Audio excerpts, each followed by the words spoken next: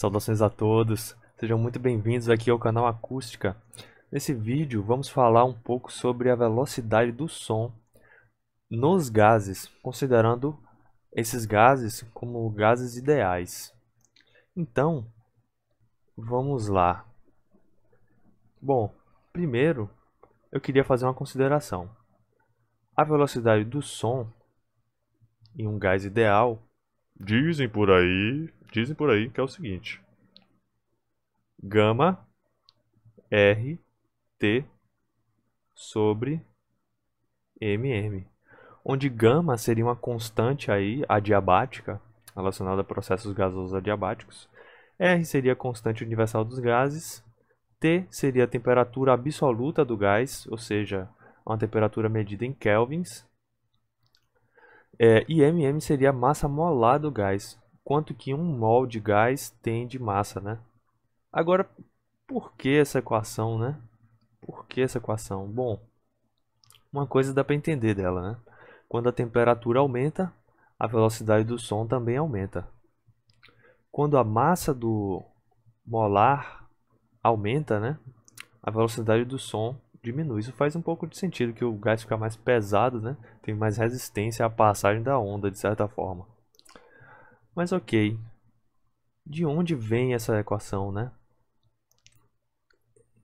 O objetivo desse vídeo é justamente responder essa pergunta através de dois passos mais fundamentais. O primeiro passo é o seguinte: se você já conhece a velocidade da onda em uma corda, que é a tração dividido pela densidade linear da corda, né? A gente pode generalizar essa equação, né, para uma onda qualquer, que seria uma raiz de alguma coisa sobre a outra coisa. Mas aí repare comigo no seguinte: a tração, no caso da corda vibrante, a corda vibrando aqui, você puxa a corda. A tração é uma grandeza física aí que está relacionada a uma força, né? Uma força que é aplicada aí nas extremidades da corda, uma força que faz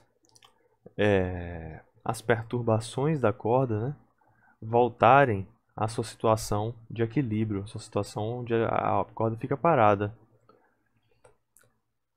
E a densidade linear da corda representa a massa da corda, quanto de resistência ela tem a ser acelerada, né?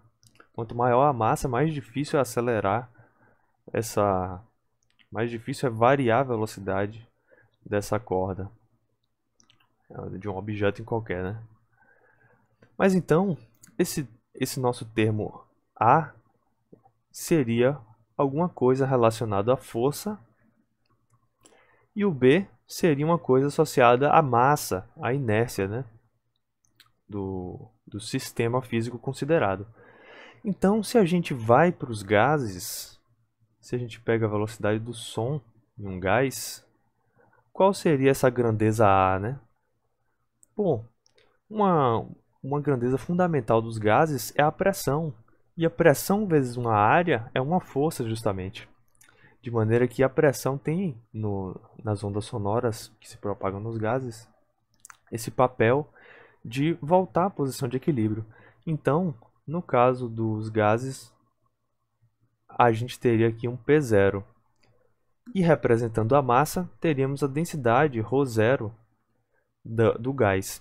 Esse zero que eu coloco é para indicar que é a pressão na situação de equilíbrio. E o ρ0 também, a densidade do gás na posição de equilíbrio. Mas eu deixei aqui um espaço reservado porque é o seguinte: o som ele acontece, né? A gente ouve o som em frequências, né, de 20 Hz a 20.000 Hz, ou seja, 20 ciclos por segundo o som está vibrando aqui.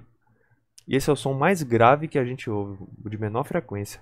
E o som mais agudo que a gente ouviria, né, é mais ou menos nessa faixa de 20 a 20.000 Hz, seria 20.000 ciclos por segundo vibrando aqui no nosso ouvido, ó, e a gente entendendo isso como som. Então é algo muito rápido, né? Até o mínimo que a gente ouve é 20 vezes por segundo. Imagine uma coisa vibrando 20 vezes por segundo.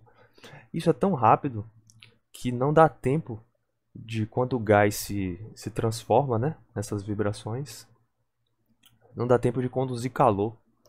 E por isso, como há ausência de calor, a gente diz que esses processos de compressão e rarefação do ar, associados às ondas sonoras, eles são processos adiabáticos. E por isso, entra aqui um fator gama, é o chamado expoente de Poisson, que é um fator justamente desses processos adiabáticos. Então, pensando nessa ideia geral de que a velocidade de uma onda é alguma força sobre alguma coisa de inércia, uma coisa de massa, a gente pode chegar nesse resultado aqui. E essa expressão é de fato verificada por outros meios mais rigorosos do que esse que eu apresentei aqui, mas a gente pode entender dessa forma mais intuitiva.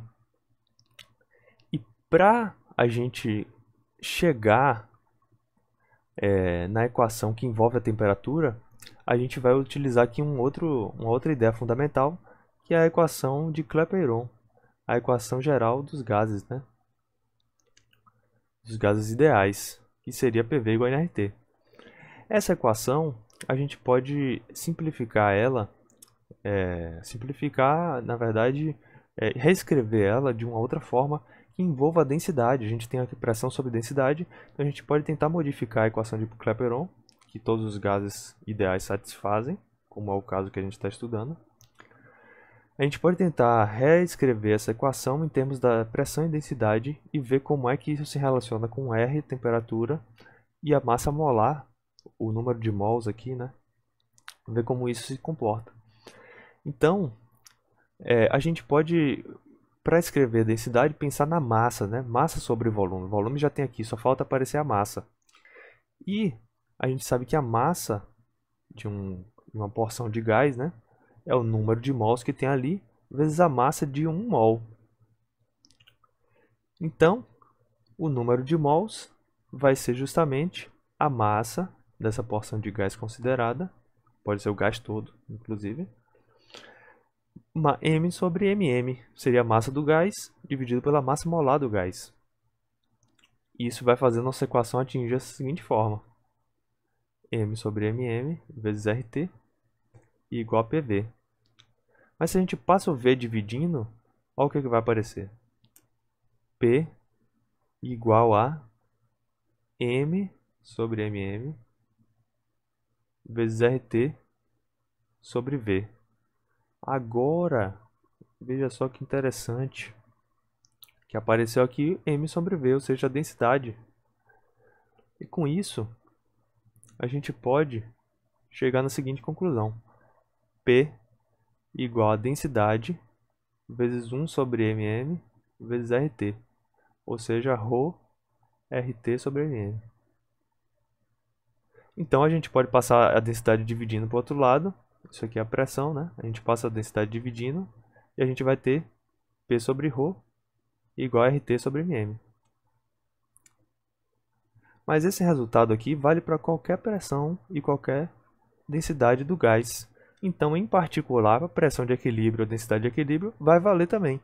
Ou seja, P0 sobre ρ0 vai ser também RT sobre MM. Tranquilo? Então, se a gente aplicar essa equação aqui, esse resultado, devido à equação de Clapeyron, nessa outra equação que a gente obteve antes, a gente vai ter o seguinte, que a velocidade do som ela é raiz de gama, P0 sobre ρ0 é RT sobre MM. Nasceu. Essa daqui é justamente a equação que a gente buscava deduzir. Olha só. Então, esse vídeo eu fiz pensando justamente em apresentar essa forma que a gente pode deduzir, né? Essa equação que envolve a temperatura com duas ideias mais fundamentais, né? Que é a velocidade das ondas ser a raiz de uma uma coisa de força com uma coisa de massa, uma coisa de inércia e a equação de Clapeyron, né? Espero que você tenha gostado. Um forte abraço e até a próxima. Falou. Tchau, tchau.